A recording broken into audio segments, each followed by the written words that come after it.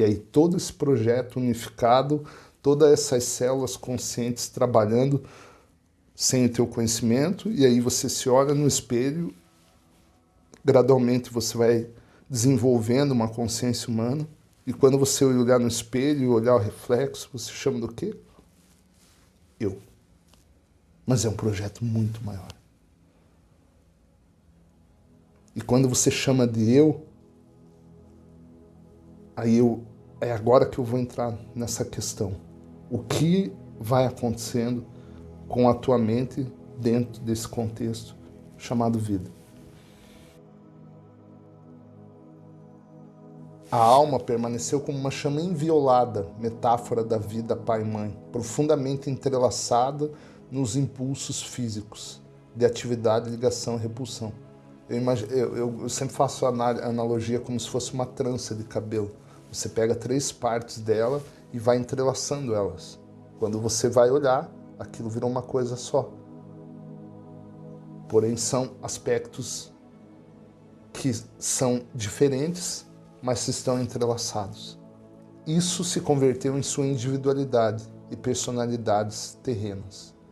Incorporados nos transcendentes impulsos da vida, da consciência divina Pai e Mãe, esses impulsos de consciência agora se encarregam do processo de criação da sua consciência física e se tornam a força impulsionadora de sua personalidade.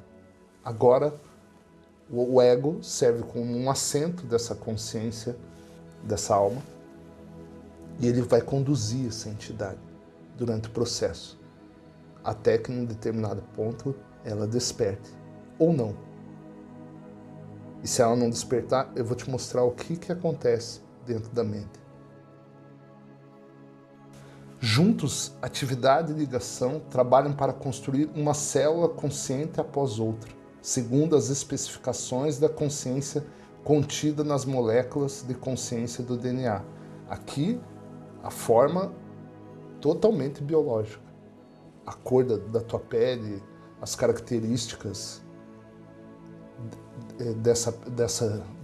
dessa pessoa que vai ficar visível aos olhos dos outros. Tanto a personalidade como o corpo são os produtos desses impulsos humanos de atividade, ligação, repulsão, enquanto a consciência universal permanece para sempre em equilíbrio no espaço e, portanto, imperceptível nesse mesmo espaço, em frequências vibratórias. Os impulsos primitivos de atividade, ligação e rejeição trabalham juntos na dimensão visível, aparecendo aos seus sentidos sob a forma de eletromagnetismo. Tanto a consciência universal como a sua alma permanecem inalteradas no silêncio e quietude do equilíbrio no espaço. Durante todo esse processo dessa vivência humana, basicamente o ego vai conduzir a entidade. Em paralelo a ela, fundamental a ela, na dimensão espiritual, a tua alma está sendo conduzida, está como observadora, está como coadjuvante, né? Ela está sentada no banco de trás desse carro, dessa grande viagem terrena. A criatividade da consciência terrena toma lugar no espaço-tempo e nas frequências vibratórias variáveis da consciência materializada. Agora essa parte é importante. Assim, você assume a forma viva e continua a existir em 2 dimensões. Uma invisível, a consciência divina, a tua alma, dentro do espaço eterno. Essa é a verdade. Esse é teu ser. A consciência divina. A outra, visível. É tudo o que o ser humano vivo pode sentir ou compreender, até que o desenvolvimento espiritual eleve as frequências vibratórias de sua consciência humana até o plano espiritual e um vislumbre de entendimento entre em sua consciência terrena. Aqui é o processo do despertar. Então você vive uma condição física experimentando essa vida e a tua alma continua existindo. Enquanto este processo de iluminação gradual continua, a consciência humana elevada trabalha então conscientemente tanto na dimensão invisível quanto na visível. Nesse ponto que a alma desperta, eu entendo isso aqui como um processo, né? Um processo gradual. A meditação, ao meu entender, e as fichas que vão caindo ao longo do caminho, que você não é uma questão intelectual, mas as coisas vão caindo, a compreensão, você vai vendo a compreensão, mais do que entender. Você começa a viver nessas duas dimensões. Como você experimentasse, flertasse com essas coisas do cotidiano, da vida, ainda que você não dê mais o valor que antigamente você dava, e que o senso comum dá, e você se fortalece, você se conecta nesse âmbito espiritual, que você sente esse conforto, que você sente esse preenchimento, que é a fonte da tua alegria, da tua serenidade, da tua paz. E você percebe que isso é eterno. Não tem como provar. Você precisa experienciar, então você será a prova.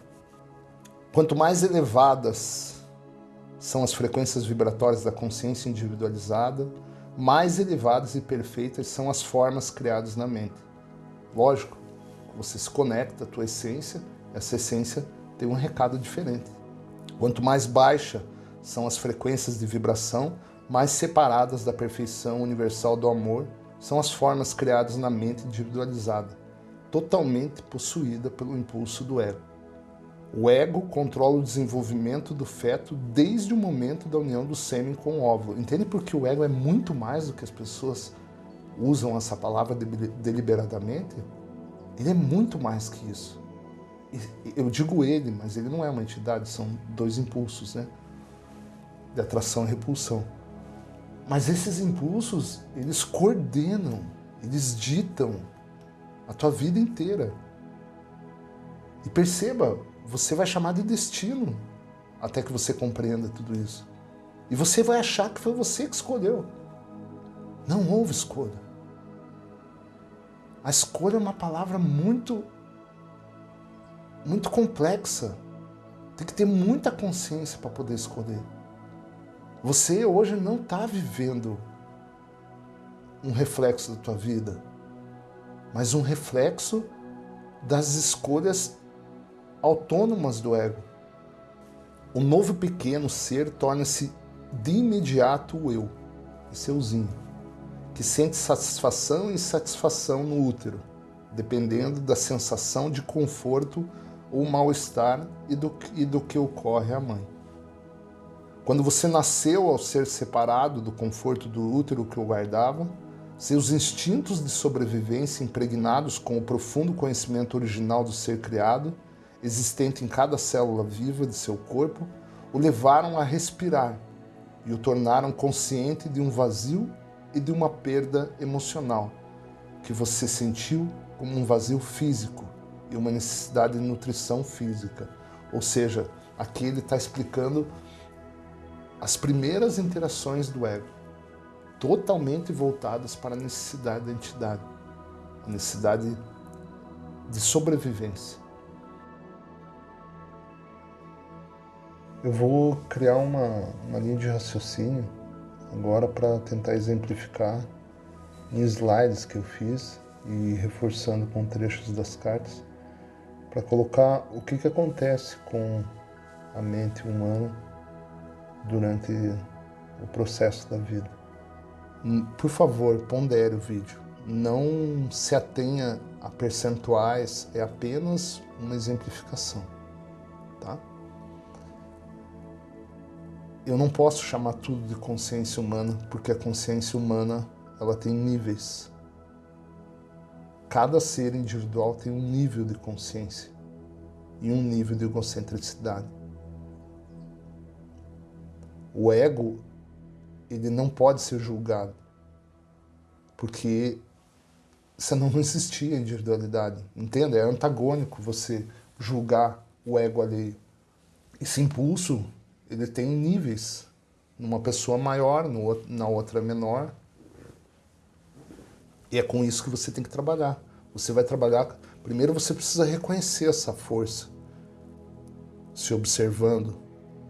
Primeiro tendo o conteúdo, né?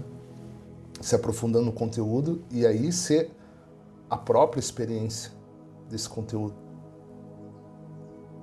Por isso você é a própria prova desse caminho. A mente é um território neutro. Você tem que entender que é uma ferramenta. E aí, o que vai impulsionar essa mente durante a vida?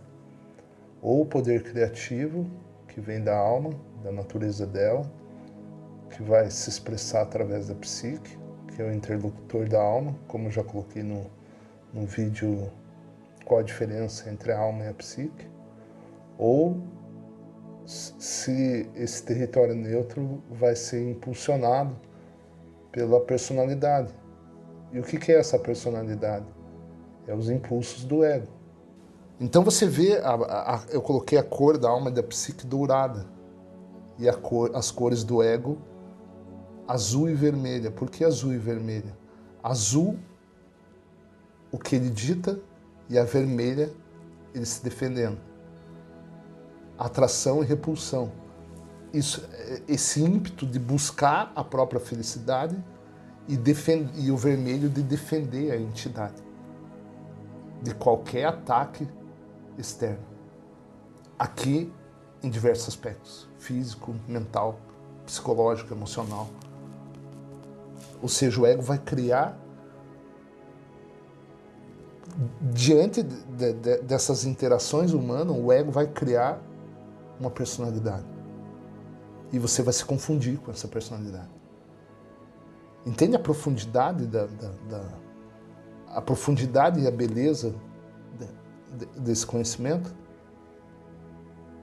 Na consciência do bebê, você veja que o poder criativo está completamente na mente. O bebê é a encarnação da alegria. Esse trecho eu tirei das cartas. Por que esse ego já está aí? Porque ele precisa defender a entidade, né? Esses impulsos que vai buscar a própria sobrevivência desse ser nesse ambiente inóspito, nesse ambiente hostil, que é a experiência humana, que é a vida.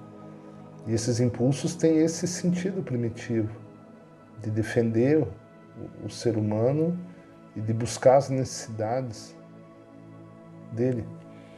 E aí que esse processo inicia, que a criança já passa essa fase das necessidades básicas dela, o ego vai se fazer sentir durante esse processo e a alegria inerente à criança vai começar a interagir com o ambiente. Eu passo agora para alguns trechos da carta que falam sobre esse processo. Cada entidade viva se alimenta de seu próprio estado interior, de contentamento ou frustração. Você pode constatar a verdade dessa afirmação no desenvolvimento físico e de consciência de um bebê.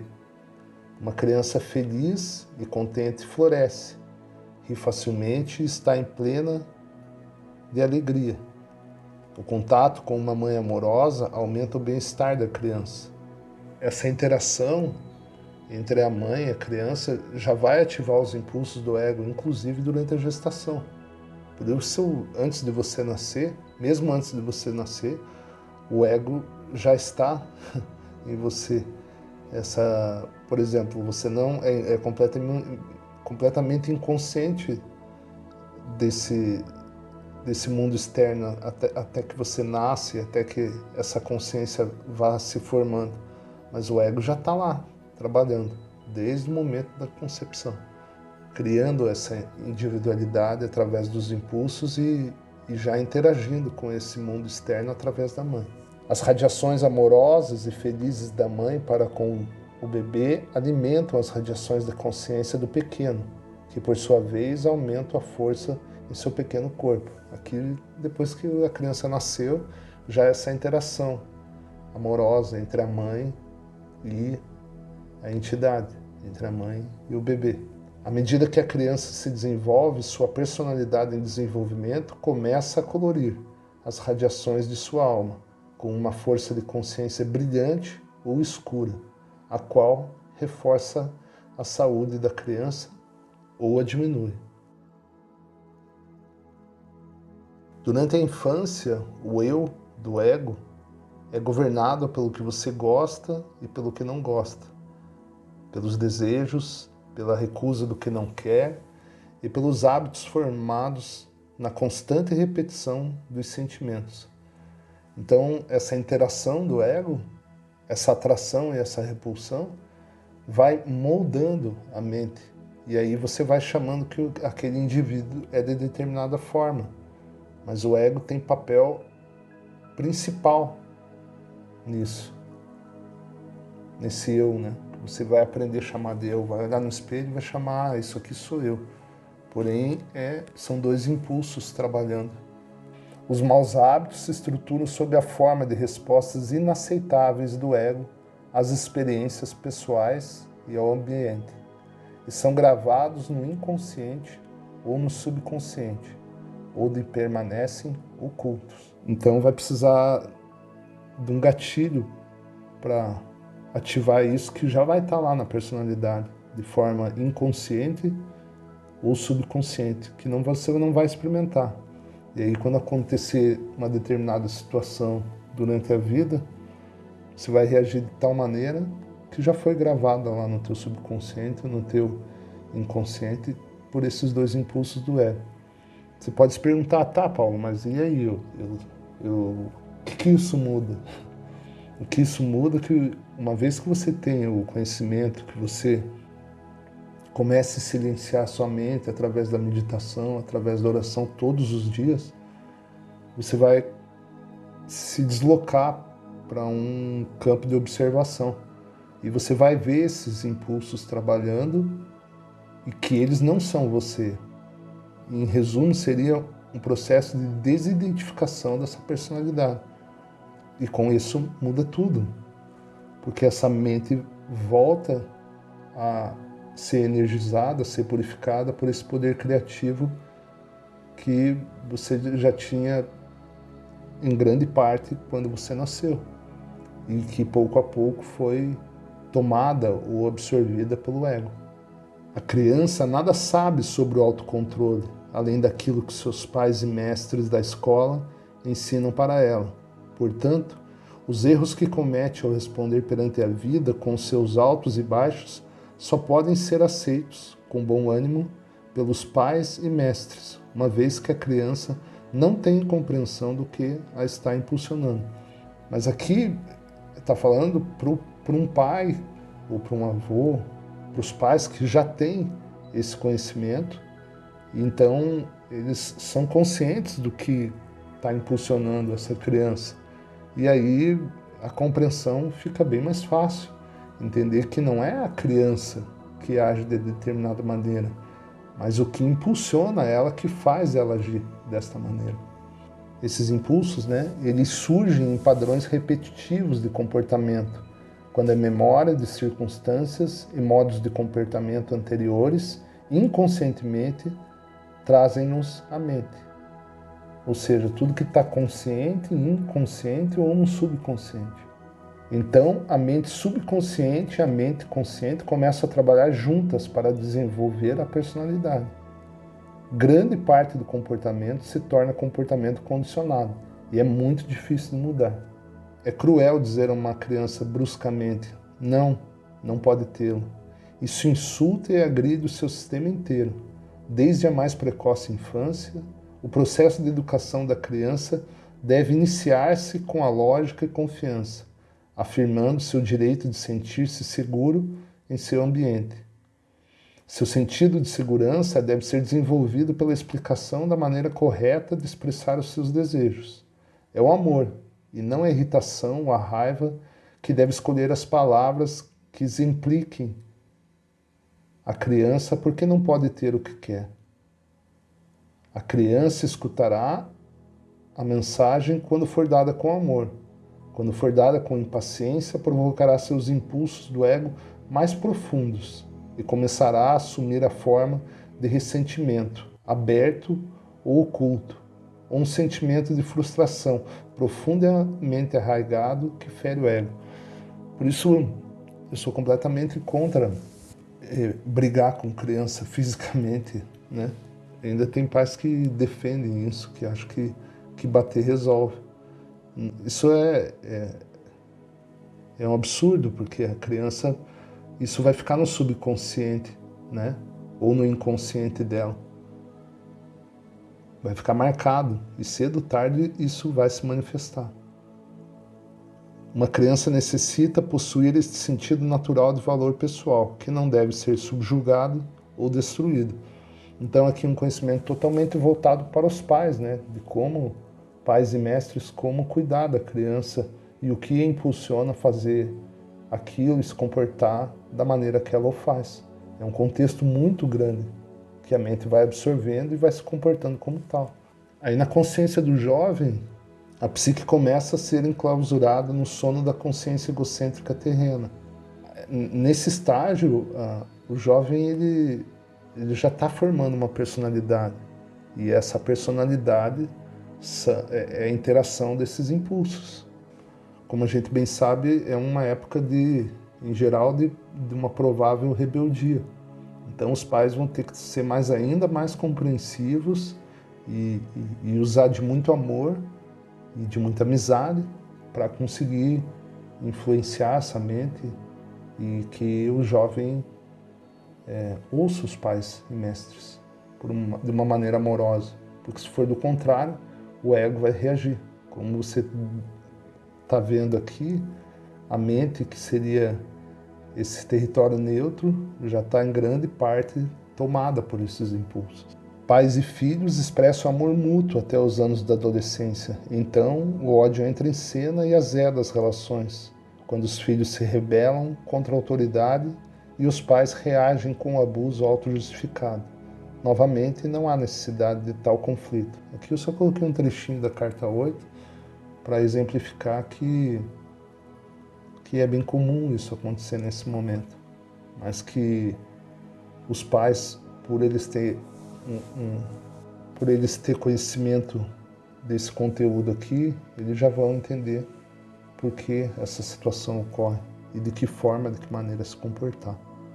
Sempre amparada no amor.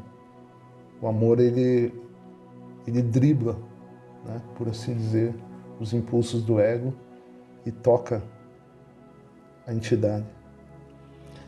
Na consciência adulta, se a pessoa não tem um conhecimento desse aqui espiritual, como está nas cartas, olha o que vai acontecendo.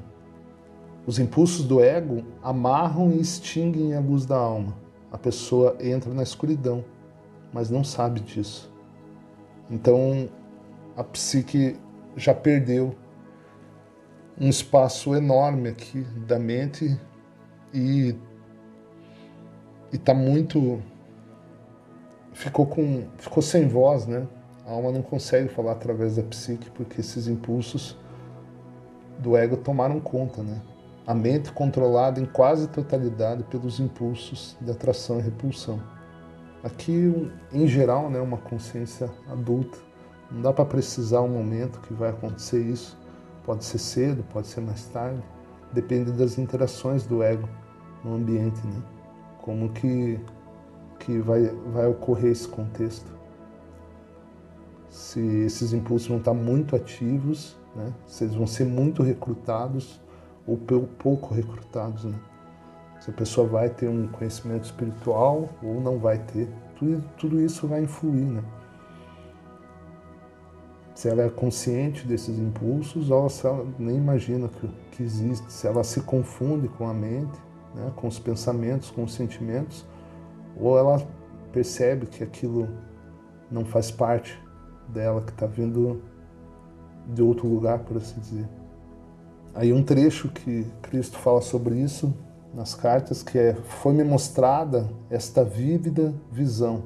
Primeiro eu vi um bebê recém-nascido como luz, uma forma de vida do poder criativo.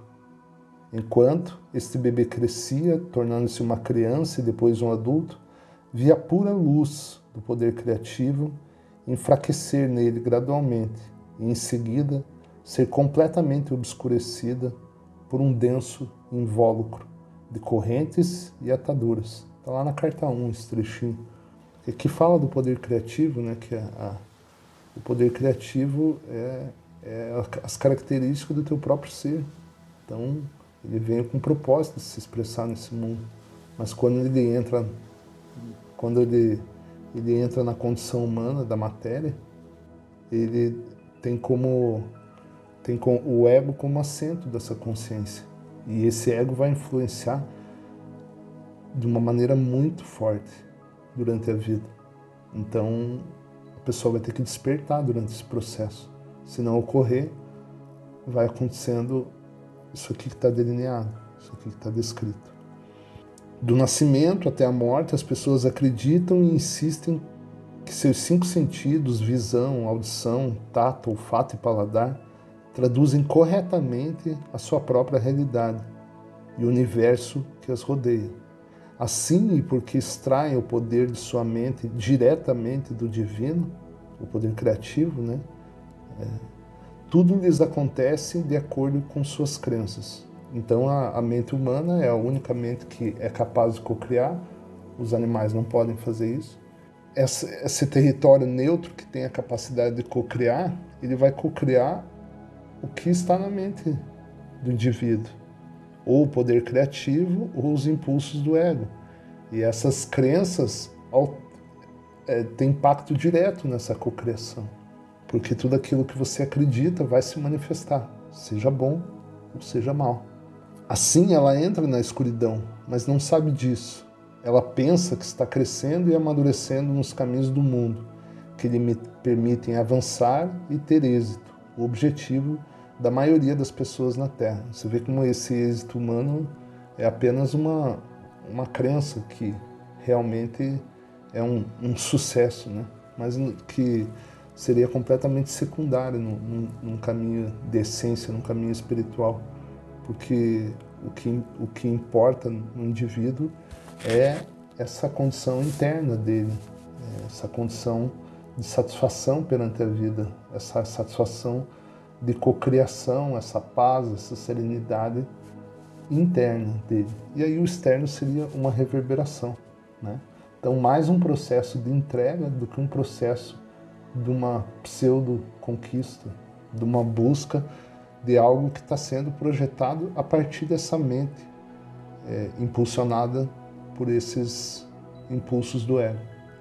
Uma projeção desses impulsos, né?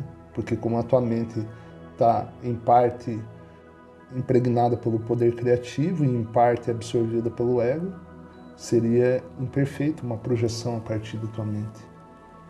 Imperfeita. De fato, quanto mais madura e acostumada a estes caminhos, mais aprisionada por suas correntes e amarras ela se torna, dentro do domínio dos impulsos gêmeos de ligação e rejeição. Esse trechinho também está na carta 1.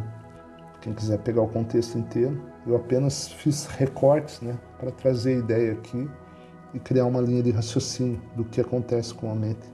E aí uma consciência egocêntrica, né, que também não dá para colocar o tempo que vai ocorrer. Isso também pode ocorrer muito cedo diante das interações dos impulsos, né, como a pessoa reage a eles.